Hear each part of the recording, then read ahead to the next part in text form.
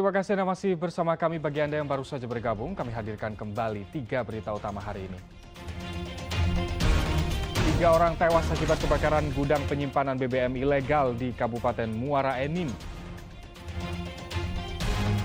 2 pencuri sepeda motor dibekuk oleh tim reskrim Polsek Indralaya.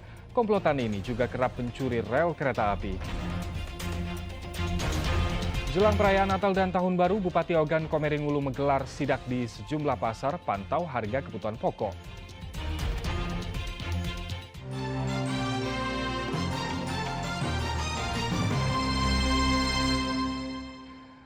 Kapolda Sumatera Selatan memimpin upacara apel patroli sinergitas Polda Sumatera Selatan. Kegiatan ini dalam rangka pemberantasan narkoba di wilayah perairan Sumatera Selatan.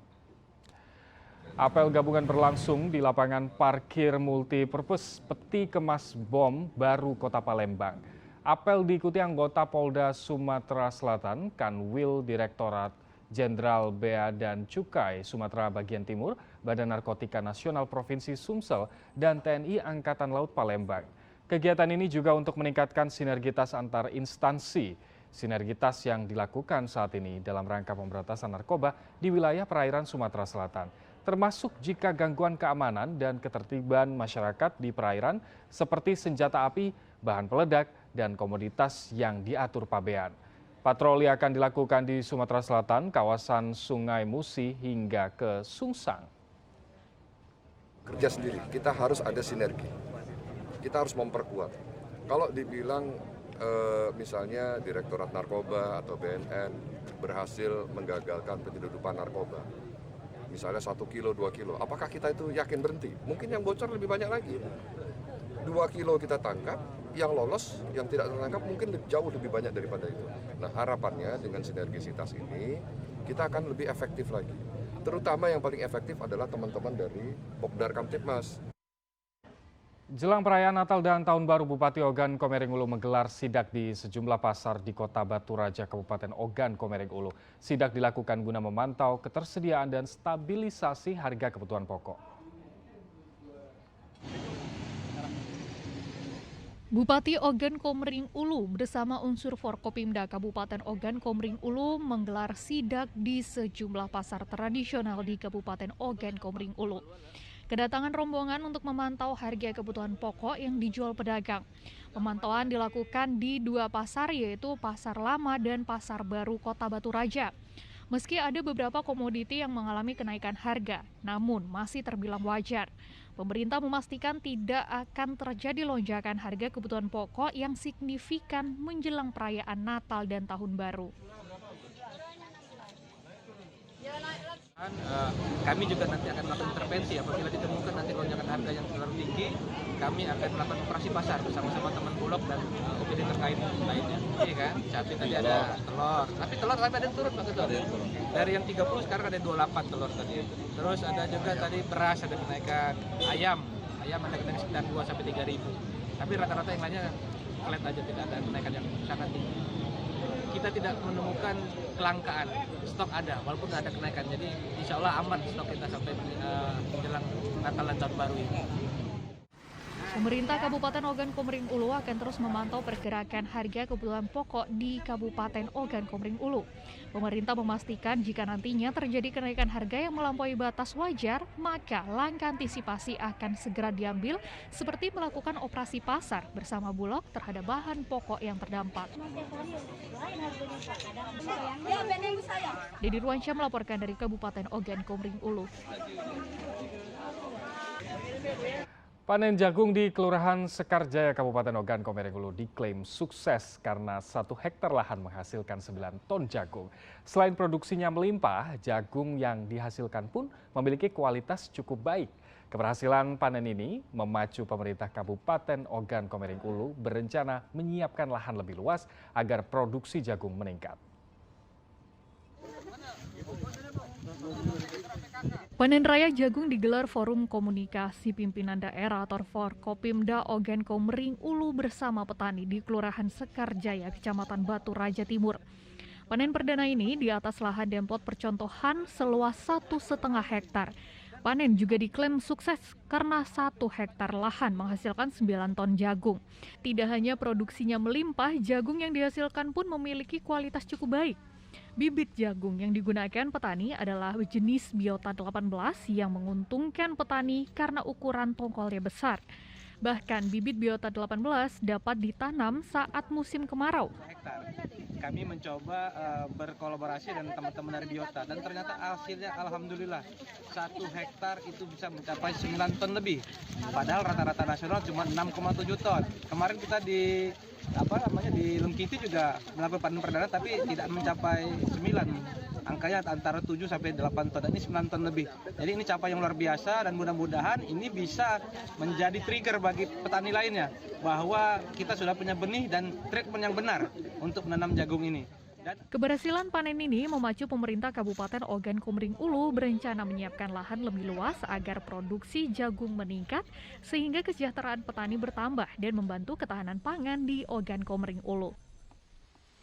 Dedi Ruansyah melaporkan dari Kabupaten Ogan Komering Ulu. Kita ke informasi selanjutnya. Menjelang Natal dan Tahun Baru 2023, harga sejumlah kebutuhan pokok mulai naik di pasar tradisional 10 Ulu Palembang. Kenaikan harga terjadi pada cabai, telur, dan daging ayam. Naiknya harga kebutuhan pokok ini membuat pendapatan pedagang pun mengalami penurunan 15 hingga 20% dari sebelumnya. Menjelang Natal dan Tahun Baru, harga sejumlah kebutuhan pokok di pasar 10 Ulu Palembang mengalami kenaikan. Beberapa harga kebutuhan pokok yang mengalami kenaikan yaitu cabai rawit hijau yang melonjak tinggi, yakni sebelumnya dibanderol Rp20.000 per kilogram, kini menjadi Rp45.000 per kilogramnya. Kemudian cabai rawit merah kini dijual Rp35.000 per kilogram dari sebelumnya Rp30.000 per kilogram. Tak hanya itu, telur ayam pun sudah sepekan terakhir berada di harga Rp31.000 per kilogram dari sebelumnya hanya Rp24.000 per kilogram. Disusul ayam potong yang mengalami penyesuaian harga dari Rp25.000 per kilogramnya menjadi Rp34.000 per kilogram. Menurut pedagang, naiknya harga kebutuhan pokok ini disebabkan karena kurangnya pasokan dari pihak agen. Semua cabai ya? Kira-kira Kak berapa persen Kak kenaikannya Kak? 20% ya? Oke. Kak, bisa lebih ya? Apa Kak penyebabnya naik nih Kak? Kalau tahun baru atau Natal kan yang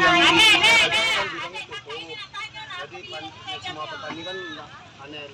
Ini kan cabai tanam yang main. Sementara kenaikan harga ayam potong ini dirasakan para pedagang hampir setiap tahun menjelang perayaan hari-hari besar. Terlalu melonjak tinggi ya harga ayam. Setiap tahun itu naik terus dari Natal sampai tahun baru. Kalau bisa minimalnya harga ayamnya diturunkan, kalau bisa 25. Jadi para pembeli meringankan beban. Dari 25 mencapai 34. Ya, harganya agak merosot kenaikan. Kalau ayam murah kemarin lumayan. Beratnya sebanyak lumayan. Naiknya harga kebutuhan pokok ini membuat pendapatan pedagang pun mengalami penurunan 15 hingga 20% dari sebelumnya. Pedagang berharap harga kebutuhan pokok dapat stabil sehingga daya beli masyarakat akan meningkat. Dedi Ruansyah melaporkan dari Kota Palembang. Budidaya tanaman palawija dengan nama ilmiah sorghum tengah diminati petani di Kabupaten Ogan Komering Ulu Selatan. Karena tanaman biji-bijian ini bisa menjadi alternatif tanaman pangan pengganti beras yang memiliki banyak keuntungan. Selain harga jualnya yang cukup menggiurkan, perawatan tanaman ini sangat mudah. Nah, bisa jadi informasi berikut memberikan inspirasi baru bagi Anda mencoba bercocok tanam tumbuhan yang satu ini.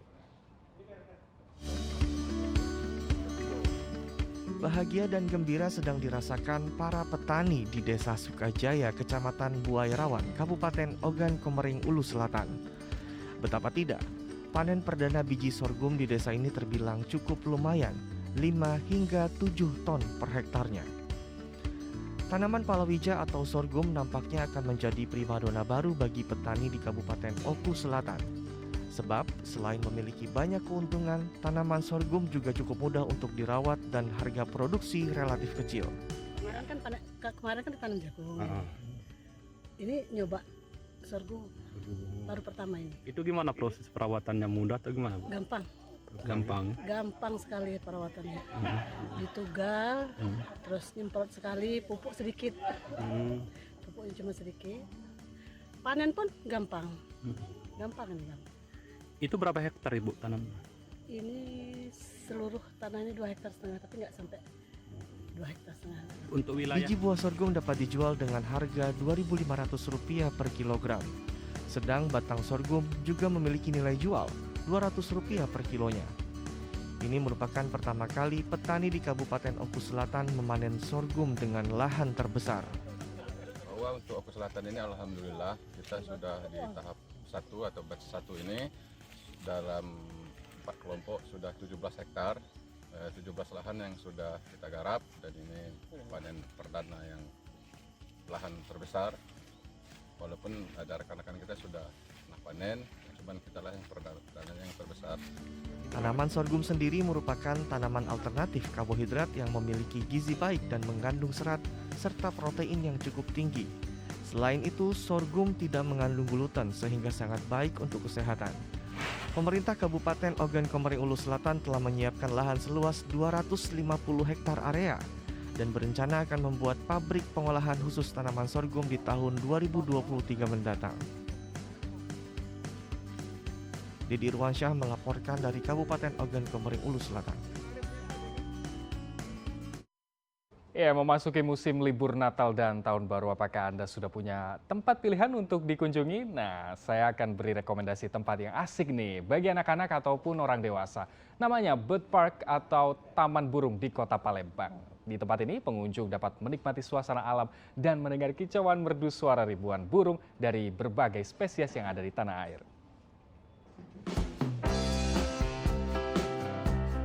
Taman Burung Palembang atau Palembang Bird Park mulai ramai dikunjungi wisatawan untuk menghabiskan waktu liburan akhir tahun. Ketika pengunjung masuk ke tempat wisata yang berada di kawasan Jakabaring ini, mereka akan disambut langsung dengan merdunya suara kicauan burung yang seakan membawa ke alam lepas.